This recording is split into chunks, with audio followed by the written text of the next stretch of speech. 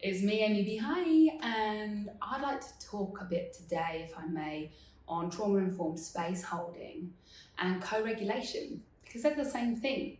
Co-regulation, in a nutshell, thinking about when a dysregulated human, let's use a child as an example, gets overwhelmed by emotion, and then the mother will swoop in and offer comfort and reassurance that actually there is no danger.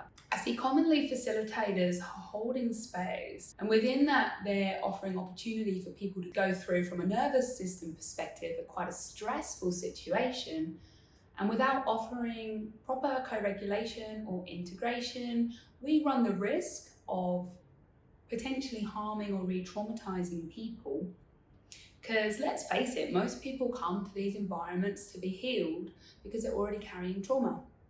Trauma is something that's different for everybody. We can't predict when someone is going to feel traumatized. But what we can see from research is trauma occurs when a person doesn't receive proper support. So it's not about what happened, it's about the lack of support and the lack of being able to get themselves safely out of a stressful situation and return to safety. Say someone was attacked and within that there was someone came up really close to them, and that is then a trigger when someone gets close to them. We might not know that, and there might be a workshop going on and someone gets close and then someone it becomes dysregulated, which means their nervous system is no longer in balance.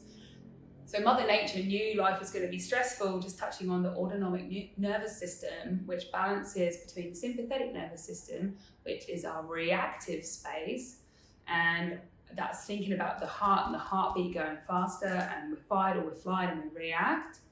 And then the parasympathetic nervous system, which then we're thinking about rest and digest and being a bit more in the belly area, which is known as the second brain. But anyway, I digress. The autonomic nervous system will then undulate between the two. And when someone is dysregulated, they will go maybe more into one or the other. So they'll become either hyper aroused, which is fight or flight triggered, panic attack, needing to get out of a situation. So thinking that they might be getting real angry, they might want to leave.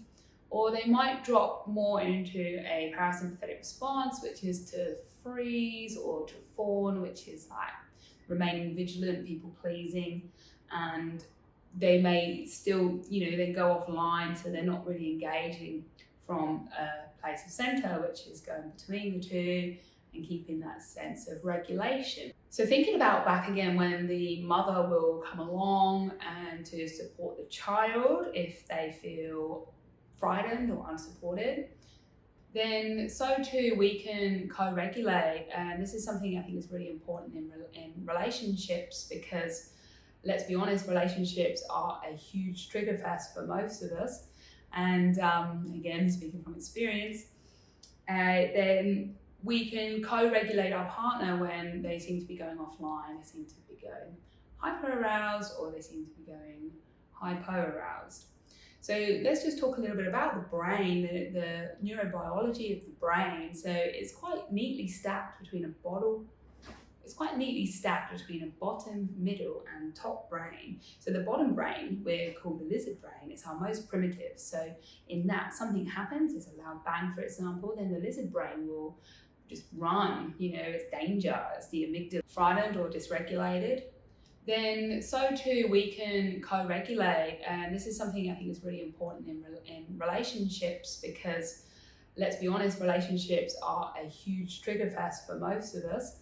And again, speaking from experience, then we can co-regulate our partner when they seem to be going offline, they seem to be going hyper-aroused, or they seem to be going hypo-aroused.